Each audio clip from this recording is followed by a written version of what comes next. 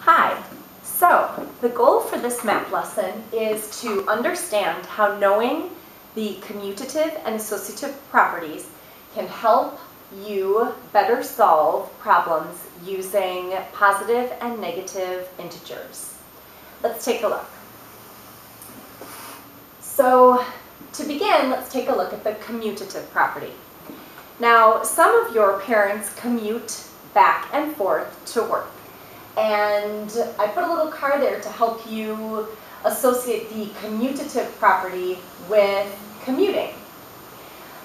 In addition or multiplication, you can add or multiply the numbers in any order. That's what the commutative property means. It doesn't matter the order when you're adding or multiplying. Let's take a look with some examples. With some number examples here, I have 4 plus a negative 7. I am going to get the same sum as if I reversed the order and added negative 7 plus 4. Both of these would give me the sum of a negative 3. It doesn't matter which order I add them in. Same with multiplication. 4 times a negative 7 is going to be the same product as a negative 7 times 4. Both will give me a negative 28. Algebraically, I can use variables to represent this property. A plus B is going to be the same as B plus A. In multiplication, the commutative property states that A times B is going to give me the same product as B times A. Let's see how that compares to the associative property.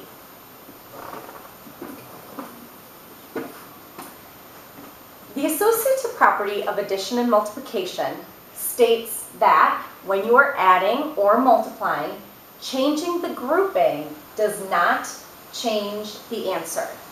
So I drew a little picture here of two different groups. You do not change based upon which group you go stand by.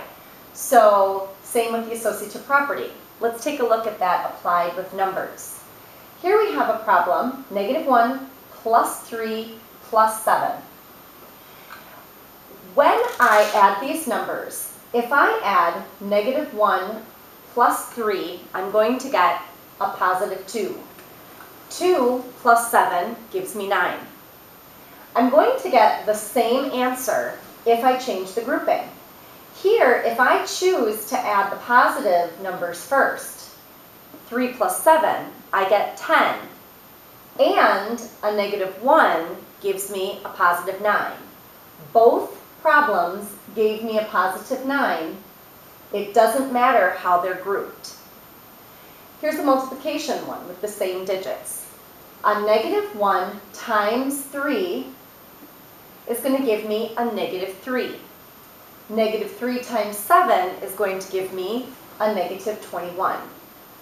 If I change the grouping and I multiply my positives first, 3 times 7 gives me a positive 21. Positive 21 times a negative 1 gives me a negative 21. Both give me a negative 21 product. It doesn't matter how I've grouped them. Algebraically, we can represent it the same way. A plus B plus C, if I group and add A plus B first and then C, I'm going to get the same sum as if I would add B plus C and then A. Same with multiplication. A times B, that result times C is going to give me the same product as if I multiply B times C and then multiply that by A. So, how is this going to help you? Well, here are two example problems that you have on your guide as well. If I am adding a string of numbers, 9 plus 7 plus negative 9 plus 5 plus a negative 3, I can think about the associative and commutative property, which says it doesn't matter what order I add, it doesn't matter how I group the numbers. I should get the same sum. In looking at this, normally I like to group my negative integers together first and then group my positive integers. But I'm noticing in this problem I actually have a set of opposites here. And I know that opposite integers equal 0. So I can actually cancel these out. That leaves me with 7 plus 5 plus a negative 3. Because it doesn't matter the order, I'm going to group my positive integers and get a positive 12. 7 plus 5 is 12. And then I'm left with my negative 3. 12 plus negative 3, same signs add and keep, different signs subtract. So I'm going to subtract. Take the sign of the farthest number. So 12 is farthest from 0, it's positive. So my answer is going to be positive.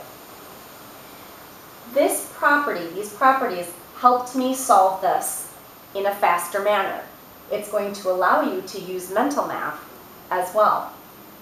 Let's take a look at the multiplication problem. Again, thinking about the associative and commutative property, it doesn't matter how I group these numbers. So I'm going to start by grouping the same signs because I know with multiplication, same signs positive. So a negative 4 times a negative 2 will give me a positive 8. Then I can bring down my 3, and 3 times 8 gives me a positive 24. I'm your guide. Be sure you think about how the commutative and associative properties can help you with problem solving and write your own ideas down. We'll compare answers when we come back to smaller whole group.